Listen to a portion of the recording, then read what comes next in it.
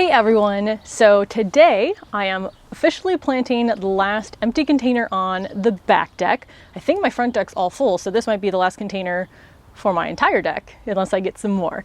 And I'm trying something that I thought I wasn't going to try again, and that is a rose. So in my past few years of gardening, I have killed 3 different roses. Now, I don't know if it's mostly my fault, mostly Mother Nature's fault, maybe we'll share the blame 50-50, but they've always grown beautifully for me during the garden season, but over winter is where they don't typically last. So the very first one I just stored out front in the pot because it was too heavy to carry downstairs.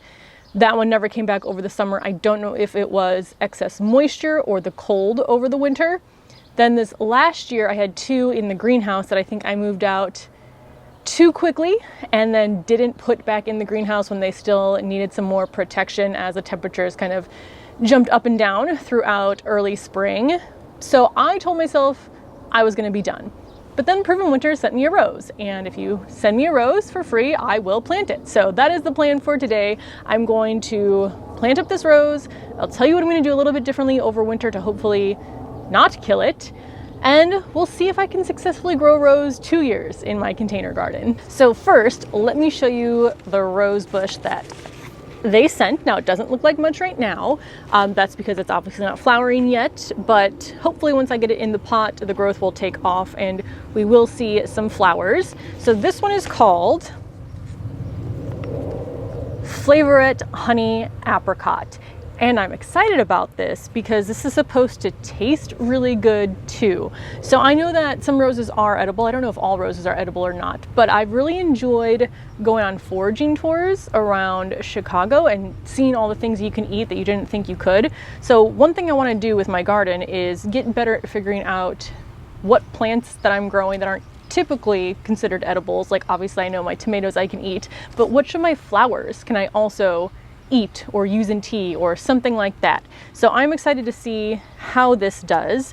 The information on here, let's go through this together. I've never grown this variety before. I think all the ones I've grown have been pink.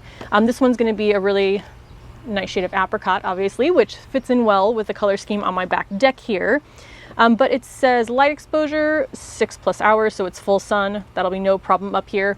It's going right against this wall, which is the first place the sun hits, so it'll get the morning sun. Hardiness is zones 4 through 8. So it's technically 2 zones colder than where I am at 6A. I'm kind of just on the border of 5B though, but I think I'm gonna do a little bit of extra protection during this winter. Features, it's fragrant and a culinary herb. Seasons of interest are summer and fall. The size will get 3 to 4 feet tall and wide. I'll show you the container in just a bit, but I think the container that I have will work well for that.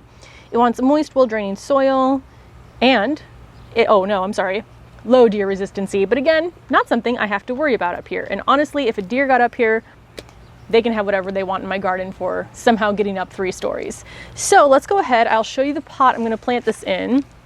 We will get it all planted, all watered in, and then I don't have to plant anything else unless something dies and I replace it, or I do end up getting a new container, because I do have extra plants that I'm looking at that don't have a spot yet, but I really think I'm maxed out on container space. So let me show you where this is going to go. This right here is the container I'm going to use. It's a plastic pot, brown, about 12 inches diameter and deep. So I think that actually might work out great for the plant that will get somewhere between 3 to 4 feet tall and wide.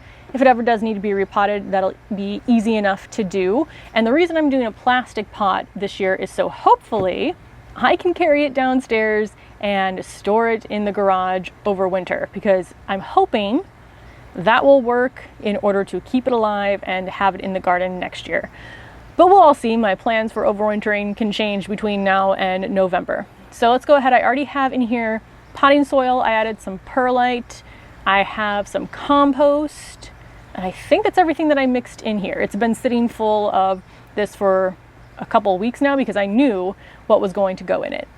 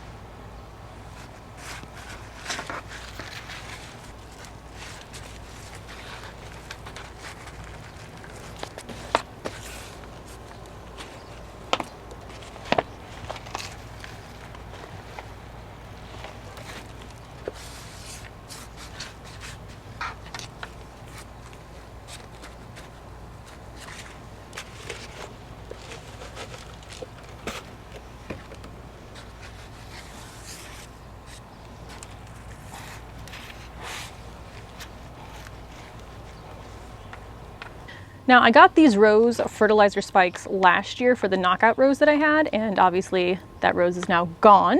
So I'm going to use them in this pot. It says for if the plant diameter is 2 feet, use 2 spikes. Since this is still a small plant, I'm just going to use 1.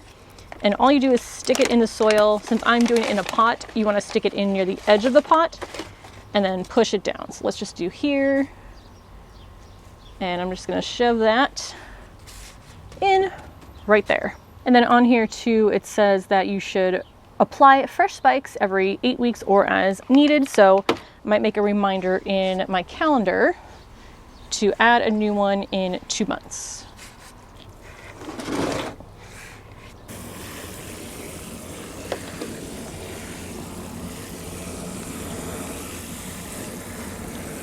Now, something kind of fun. This did come with a little label and stake. I don't know if that's normal of all of the plants from this grower or not, but I am going to stick it in here and have a pretty little plant label for this rose. Something I want to do with my fruit trees, assuming I don't kill them in the next year or two, is get like little metal signs made for them and have them in the pots, because I think that looks so pretty, and then I won't forget the name as I go around and look at my garden. So I'll move this back in place. I'll give you a final look, and I think that's it. Oh, I also topped with some mushroom compost just because I like the look of that on the top as mulch, and then that can break down over the season into the pot as well.